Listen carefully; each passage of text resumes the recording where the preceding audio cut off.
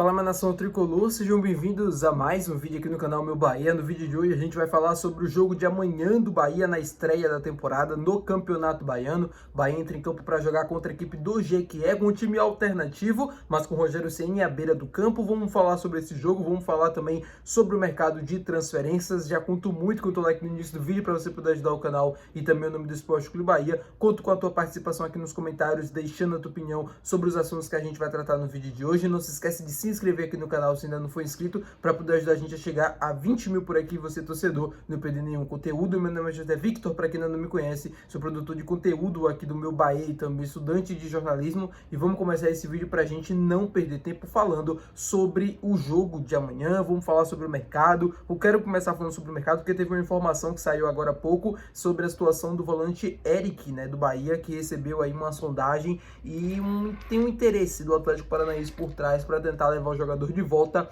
para Curitiba por empréstimo. Meu povo, quero falar um pouco sobre essa situação e quero falar sobre o Juan Pablo também.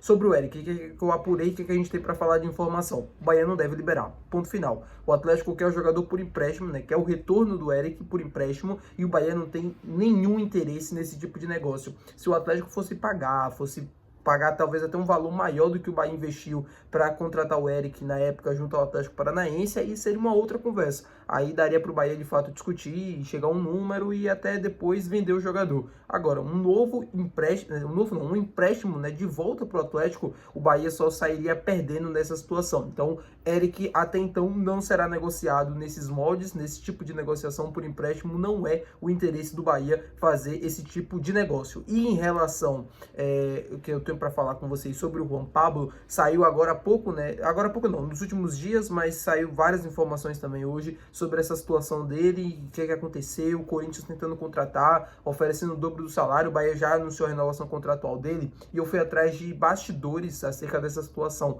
para trazer aqui no canal mesmo, de fato, falando sobre essa situação do Juan Pablo. Meu povo, pelo que eu apurei em relação a isso, é de que o Corinthians agiu de má fé. Agiu de má fé mesmo, tentou nos bastidores, na calada, tirar o Juan Pablo do Bahia para dar o troco em relação ao Cauê Furquim. O Bahia foi rápido, o Bahia percebeu a movimentação do Corinthians, também, óbvio, o jogador colaborou para isso, porque o Bahia o Juan Pablo não queria se transferir para o Corinthians, queria permanecer, e aí assim que de fato ele recebeu essa oferta, o Corinthians tentou assediar o jogador, o Bahia correu atrás, buscou a renovação contratual dele, aumentou a multa para o mercado nacional, que antes era de 21 milhões de reais, e também aumentou a multa para o mercado internacional, ou seja, Juan Pablo fica no Bahia para a próxima temporada, para essa temporada, né, de 2026, o Corinthians não vai conseguir levar ele. O Corinthians tentou dar o troco no Cauê Furquim, basicamente foi isso. Tentou cortar ali, né, de algum jeito, tirar de algum jeito daqui do Bahia, oferecendo o dobro do salário, oferecendo mais contrato e tudo mais. Só que, obviamente, o Juan Pablo foi bem profissional junto com o seu staff em relação a isso. Não foi na do Corinthians. O Corinthians iria pagar multa para o mercado nacional do Juan Pablo, iria levar o jogador, mas esse negócio não aconteceu. O Bahia foi mais esperto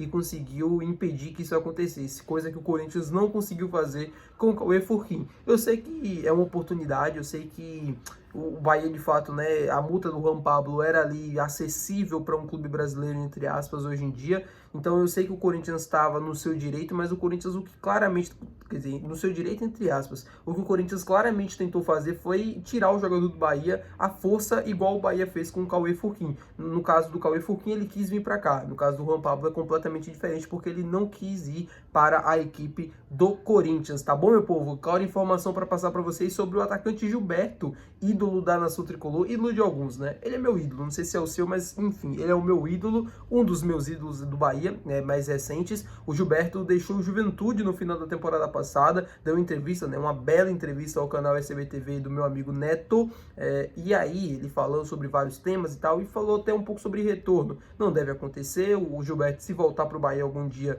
deve ser como funcionário numa pós-carreira, né, ele chegando ali já no final da carreira, caminhando para o final da carreira. Surgiram aí informações especulações de que ele poderia retornar para o clube onde ele também foi muito feliz e onde ele foi de fato revelado para o futebol nacional. Tô falando do Santa Cruz. Ele postou até uma história falando, né, que era mentira, de que ele já estava acertado com o Santa Cruz, mas que ele teve conversas e teve negociações. Isso de fato aconteceu e ele pode sim estar próximo de um retorno para a equipe pernambucana para disputar a Série C do Campeonato Brasileiro.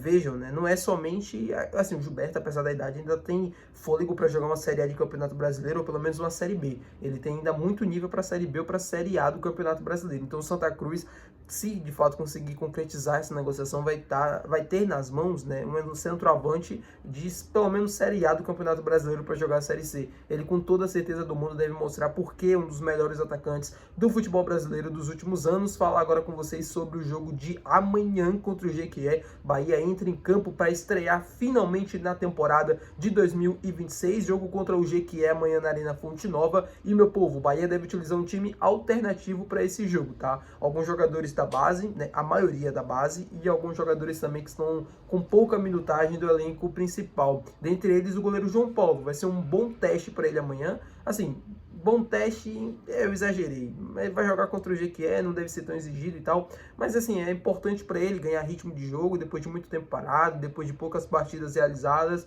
É importante para ele voltar mesmo a jogar, a ser mencionado, a ser escolhido, né, para começar jogando um jogo de amanhã. Então, que ele consiga aproveitar a oportunidade, que ele consiga agarrar e que ele consiga fazer um grande jogo. A mesma coisa Marcos Vitor, que também deve aparecer no time de amanhã. Ele que veio aí, né, de empréstimo depois da passagem do Ceará. Foi uma passagem boa para ele, individualmente falando. Coletivamente, o time acabou sendo rebaixado para a segunda divisão, mas o Marcos Vitor conseguiu fazer bons jogos e para mim tá apto também para poder voltar, para poder jogar ali o Campeonato Baiano. Vai ser um bom teste para ele também esse estadual, para que ele consiga, né, aumentar o nível, confiança do treinador e tudo mais sobre ele, para que ele consiga permanecer no Bahia até o final da temporada. Eu acho que o Marcos Vitor vai ser um bom reforço, entre aspas, que a gente vai ter nesse Campeonato Baiano. Tô muito feliz, né, por essa volta. Eu gosto bastante do Marcos Vitor, eu quero muito que ele consiga jogar, ter minutagem, que ele consiga, de fato, crescer mesmo na carreira, porque para mim ele é um excelente zagueiro, ele tem ótimas características que são bem raras da gente ver hoje em dia no futebol brasileiro. Um zagueiro veloz, um zagueiro técnico, um zagueiro com muita qualidade, joga de cabeça erguida. Claro que não é perfeito, tem seus problemas, tem seus defeitos, mas acho que ele evoluiu muito nesses últimos meses e acho que para mim estava merecendo esse retorno e essa oportunidade, que ele consiga aproveitar bem também. Tem jogadores da base, o Juan Pablo, o Del também, tem vários jogadores aí do Sub-20, do Sub-17 do Bahia. Torcer para que eles consigam fazer um bom jogo amanhã sob o comando do técnico Rogério Ceni diante da nossa torcida e que o Bahia comece essa temporada de 2026 com o pé direito, vencendo a equipe do Jequié em casa e conseguindo, obviamente, já buscar 3 pontos e depois somar mais 3, porque o campeonato estadual é o seguinte, é o que eu sempre falo aqui nos vídeos. Não é obrigação, não é que não é obrigação, não é um campeonato que a torcida dá tanto valor, que a torcida espera tanta coisa, que não sei o que, mas quando chega na hora do vamos ver, se não ganhar o estadual, a pressão vem. Então o Bahia começar ganhando amanhã para começar já somando 3 pontos na tabela de classificação. Muito obrigado pela tua participação aqui no vídeo, conto muito aqui com o teu like para você poder ajudar o canal, com teu comentário, com tua inscrição. Até o próximo vídeo, valeu, tchau!